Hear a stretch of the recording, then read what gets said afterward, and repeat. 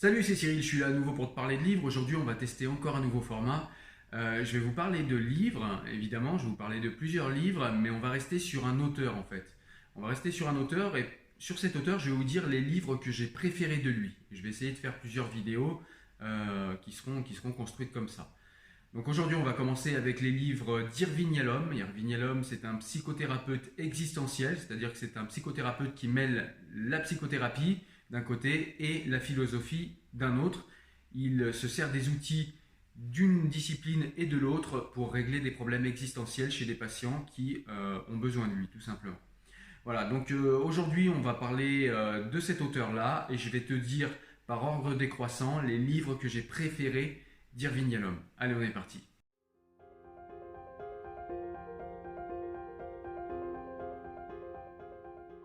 Alors avant de commencer le top des livres d'Irving Yalom, je voulais quand même préciser qu'Irving Yalom, c'est quelqu'un qui, comme je vous l'ai dit, est un psychanalyste. C'est un psychanalyste existentiel. Il a une très très grande carrière derrière lui. Il arrive à l'automne de sa vie, il a plus de 80 ans.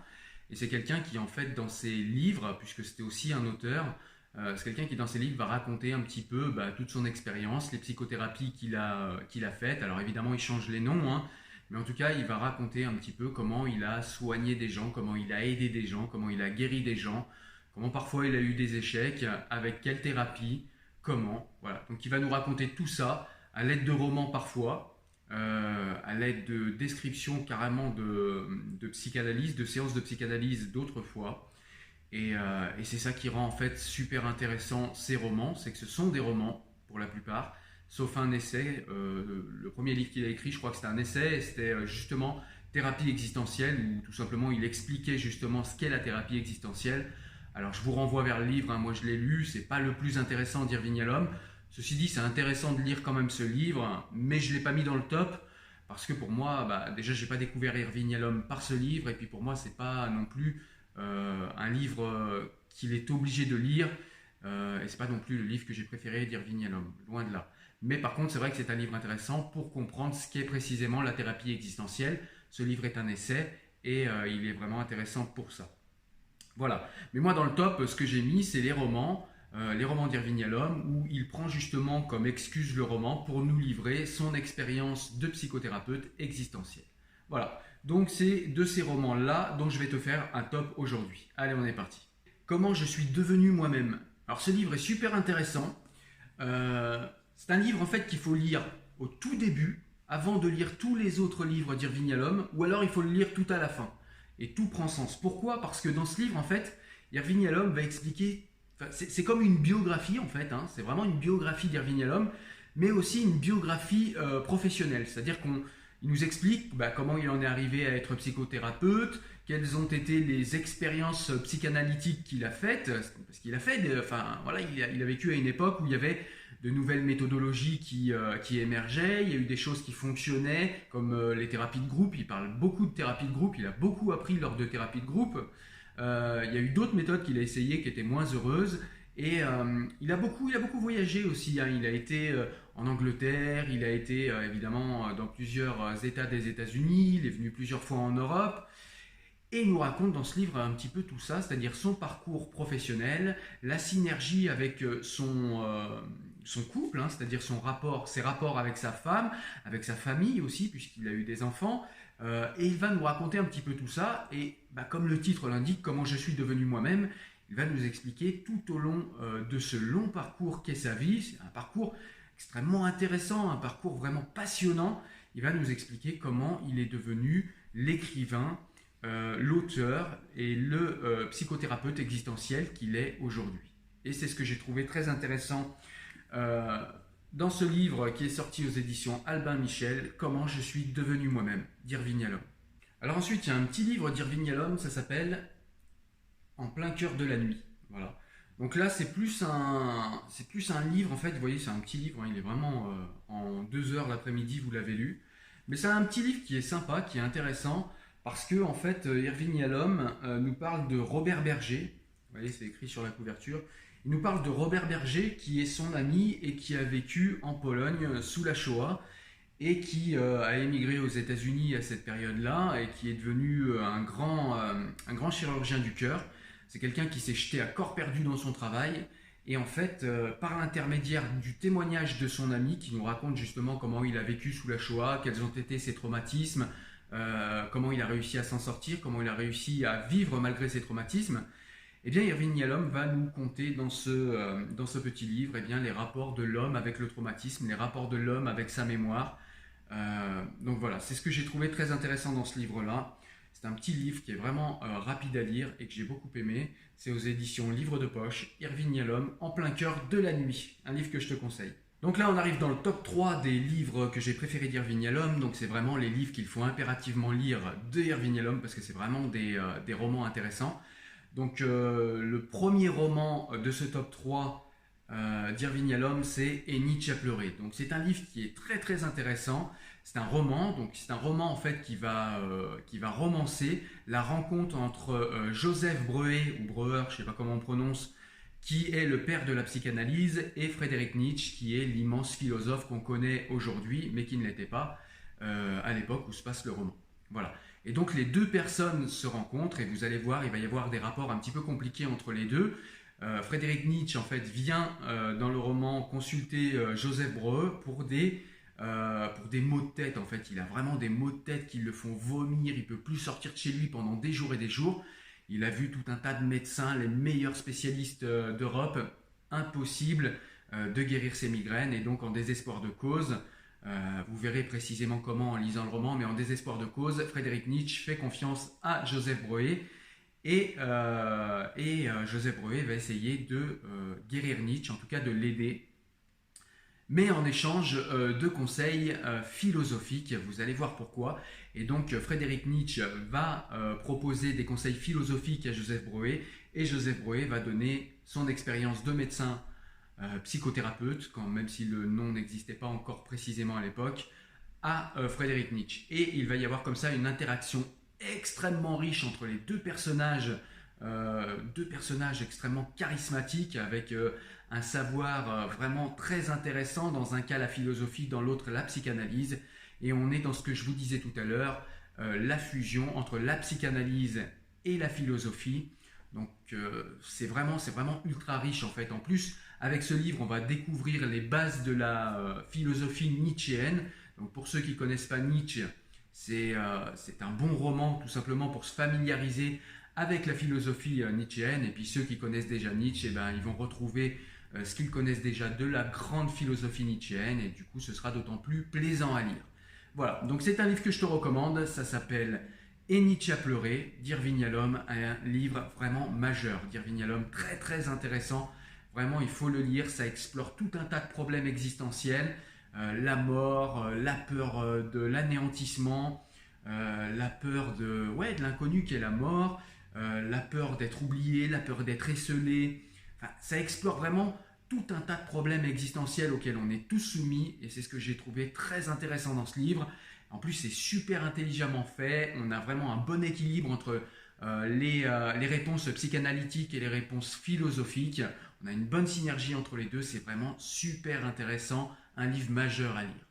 Et en deuxième place de ce top 3, je vais vous mettre le livre de Irving Yalom, évidemment, La méthode Schopenhauer, c'est aux éditions Livre de Poche.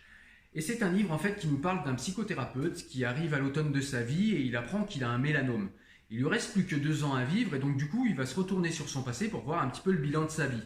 Donc il se rappelle de sa vie personnelle, il se rappelle, c'est un roman, je ne sais pas si je vous l'ai dit, voilà, c'est un roman, et donc il se rappelle de sa vie personnelle, etc. Il se rappelle de sa femme décédée quelques années plus tôt, des belles années qu'il a eues avec elle, de la difficulté en fait qu'il a eu à faire son deuil quand elle est décédée parce qu'il l'aimait beaucoup. Et puis il va également se pencher sur sa vie professionnelle, et donc il va se pencher sur les psychothérapies qu'il a faites.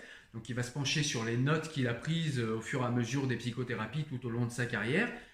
Et il va se rappeler d'un de ses patients qu'il n'a pas réussi à guérir d'une addiction au sexe. Et donc du coup, ça va susciter sa curiosité. Et avant de mourir, il se dit, tiens, j'aimerais bien l'appeler. Et puis savoir s'il a réussi à se guérir ou s'il n'a jamais réussi à guérir et s'il est toujours coincé dans sa problématique. Et donc du coup, il décide de l'appeler. Donc il s'appelle, il se parle, donc il lui dit qu'il a réussi, son ancien patient lui dit qu'il a réussi à guérir, etc.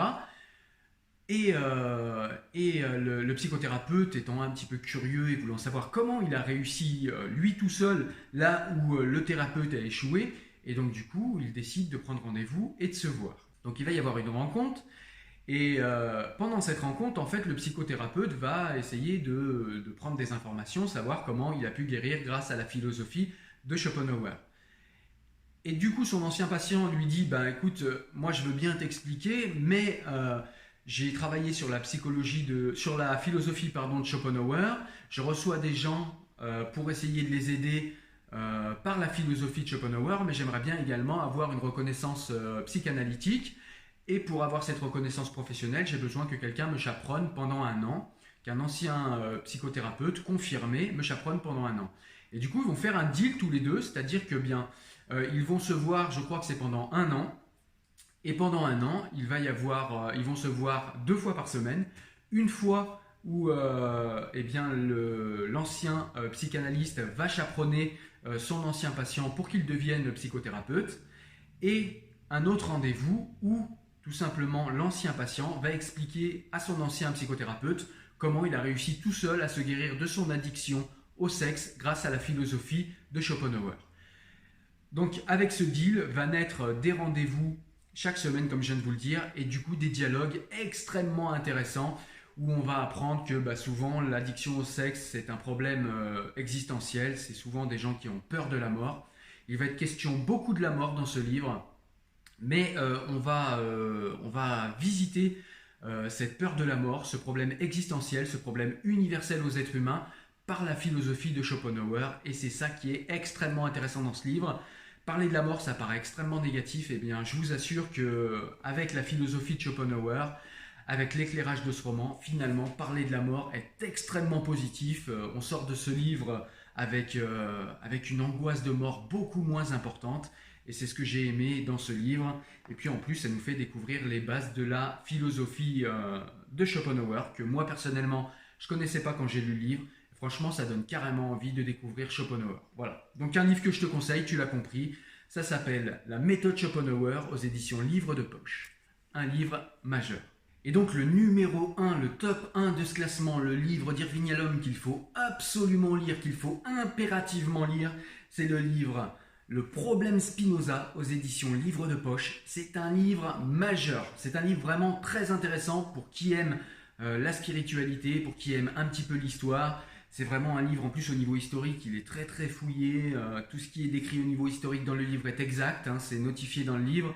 Irving Yalom a fait de très très grosses recherches sur Spinoza et sur un idéologue nazi, Rosenberg. Je vais vous expliquer pourquoi, qu'est-ce qu'il vient faire dans le roman. En tout cas, c'est un roman majeur qu'il faut lire. Il a été d'ailleurs, je vois que c'est écrit dessus, prix des lecteurs Livre de Poche. Ça ne m'étonne pas, c'est un excellent livre. Alors de quoi il nous parle ce livre? Alors c'est un roman, hein, puisqu'il y a des choses qui sont romancées dans le livre, même si historiquement il est le plus exact possible, ça reste quand même un roman.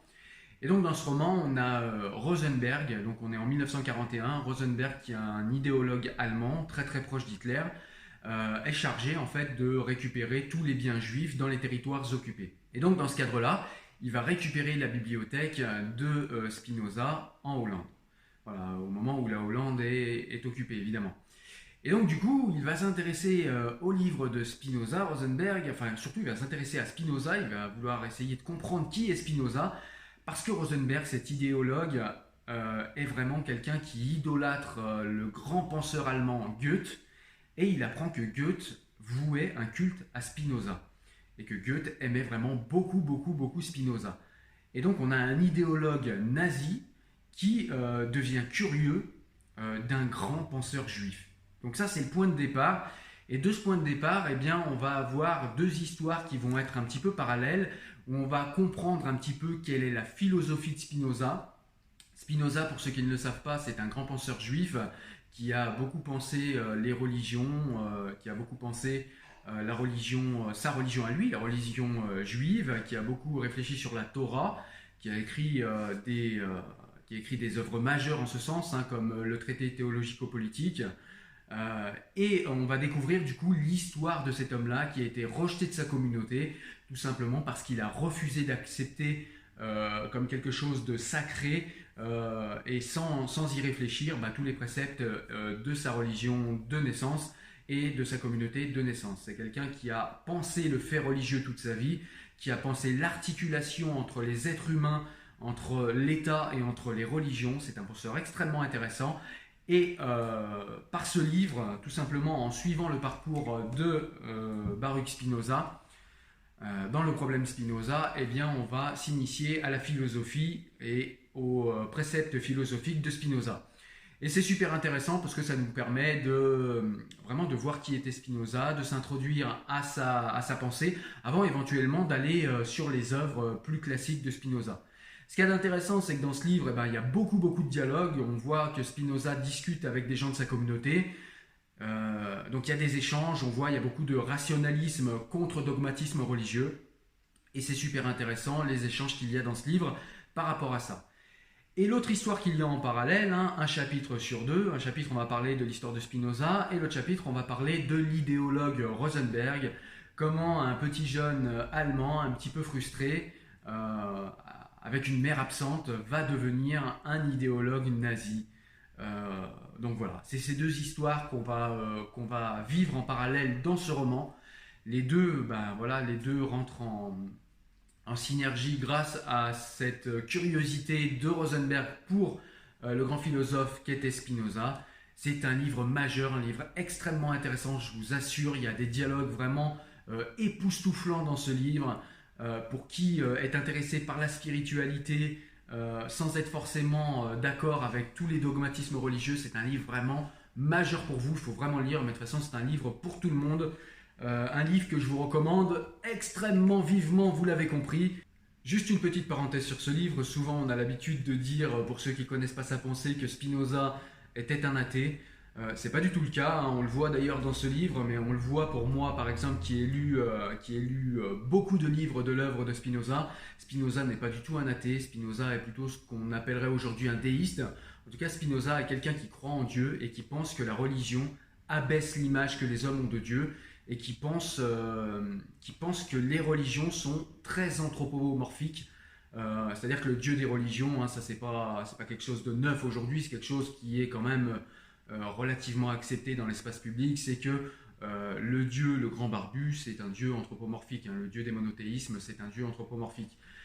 Et Spinoza essaye de démonter cette vision de Dieu, mais pas pour abaisser Dieu, au contraire pour grandir Dieu et pour grandir notre perception de Dieu. Ça s'appelle Le problème Spinoza de Irving Yalom. Il faut impérativement lire ce livre, je sais, je le répète, mais c'est vraiment important, il faut le lire. Surtout à l'époque actuelle où on a des résurgences religieuses, il faut lire ce livre. Voilà, écoute, j'espère que tu as aimé ce format vidéo. N'hésite pas à me le dire en commentaire ou à appuyer sur le pouce bleu, comme ça je comprendrai si tu aimes ce genre de format ou pas et si je dois le reproduire plus souvent à l'avenir. En tout cas, aujourd'hui, moi j'étais là pour te présenter mon top des œuvres d'Irving Yalom. Tu peux aller retrouver ce top sur le site Enfants du siècle comme d'habitude, où tu vas trouver des citations écrites et surtout des vidéos de présentation de chacun des livres que j'ai présentés ici. Comme ça, tu vas pouvoir avoir une présentation beaucoup plus complète et poussée de chacun des livres que j'ai présentés ici. Moi, je te dis à très bientôt pour une nouvelle vidéo. Porte-toi bien. Ciao, ciao. Salut.